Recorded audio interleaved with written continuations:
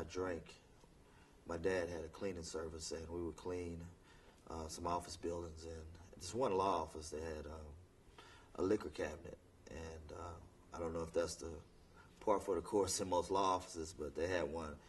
And I didn't know at the time they had, which was called, I guess, top shelf for premium alcohol, Chevy's, Regals, things of that nature. And so each time we go there, I would drink when my dad was on the other side of the building.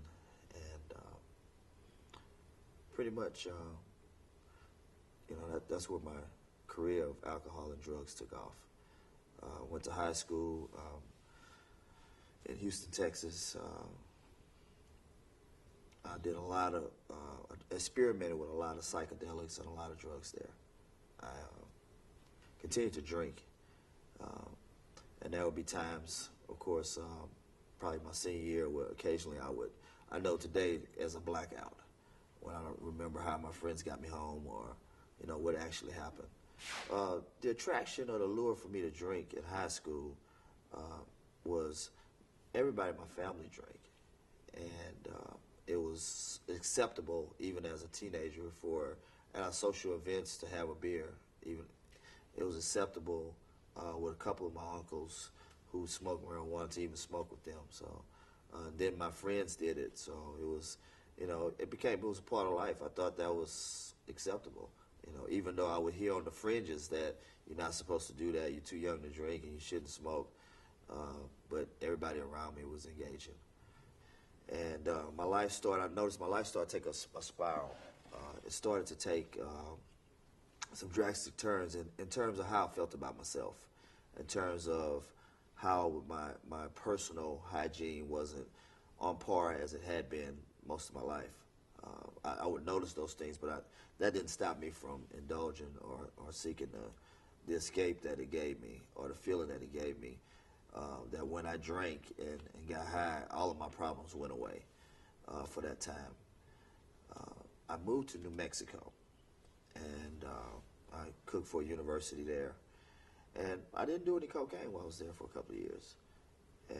But I did drink, I did smoke marijuana, and I pretty much thought I was through with that until I came back home to Houston, and it wasn't not even a week. And I was right back to where I was again. And that became, I would think, for my life, the most intense period, probably about age 35, 36, where it wasn't recreational. It wasn't just on the weekends. It wasn't every now and then. It was every day. The obsession to use was with me. If I got off if my boss said, okay, you're getting off at 4:30 today, and then, he asked me to stay to 6:30, all kind of physiological things would happen to me because I was used to using a certain time every day. And so it talks about that in the recovery world, that any aspect of recovery has to deal with the physical as well as the spiritual. So, I know that today, but then I didn't know what was going on with me. It did have a total grip on my life. There was a time when my son and his friends were walking down the street, and I had a handful of cocaine, and wow. And this kind of makes me, he walked by me. He had never did that before. He walked by me, and he was so happy, I'm sure, that I didn't say anything to him because his friends didn't know me. And, for that moment, I experienced what today I know is a moment of clarity that, man, you need to do something about your life. But I went right on back to what I was doing. So that's the powerful grip. Even though inside of me, I wanted to do something different, I knew I could do something different, but it had such a strong hold on my life at that time that I just continued to use. I had another family friend who suggested that I go to treatment. Of course, a lot of people were. My dad had showed me tough love by cutting me off, and from finances. My landlord threatened to put me out, which eventually happened. When you come home from work and Your landlord tell you that, hey, I'm going to put you out, but he's told me that many times, and I've caught up with the rent, and all of a sudden you go to put your key in the lock, and the lock's shiny. Something don't add up. And, man, that was... And I kind of believed him, so I left the back window up. And so I was able to get in that evening and not try to prepare to move, just prepare to get high again. At the time when I was very close to losing my apartment, I had a 81 Datsun I had restored, and probably about 80% restored. And so I came up with this bright idea that I could, trade my car to a dope dealer, sell some dope, and be able to pay my rent, and then come back and get the car. Well, that started out really good, and but once I took one hit of the cocaine, all that was off. Not only did I get evicted, not only did I lose the car, I had a relative to help me move my stuff in storage, and when I did go into treatment, I lost that. So my life was a downward spiral. My bottom wasn't that I lost possessions. My bottom was when I looked in the mirror, I could not look at myself squarely in the eye, as I had been doing most of my life, what I had become, how I felt about myself, and just pretty miserable at that point. I think the real point came, it wasn't really like one thing, it was a culmination of things, a culmination of seeing my son, how he looked at me, seeing my family, how they viewed me.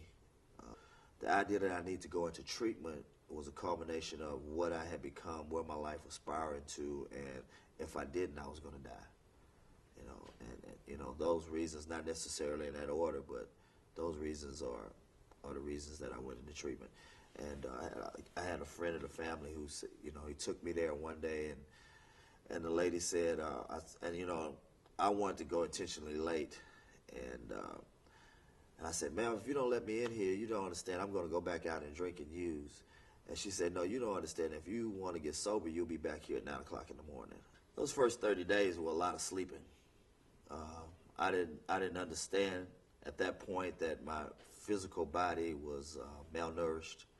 I didn't understand at that point that I hadn't had proper rest to the point where I slept every day, probably the first 10 days of treatment for 8, 10, maybe 12 hours, just to get up and eat and maybe go to a meeting that you had to be at. So, but halfway into that, I guess, when they suggested that, okay, you're going to do 30 days in this program, we suggest that you find a halfway house or to do another 90 days, because 30 days is not going to be enough. And so I took that suggestion, I took that suggestion because I didn't want to go back to where I came from. I was really, really willing. When I cried out to God, sincerely this time, not that false cry out when you've had too much to drink and you wanted the pain to stop, and then when the pain stops, you're right back drinking. This was a sincere cry for help, and he sent help in all forms.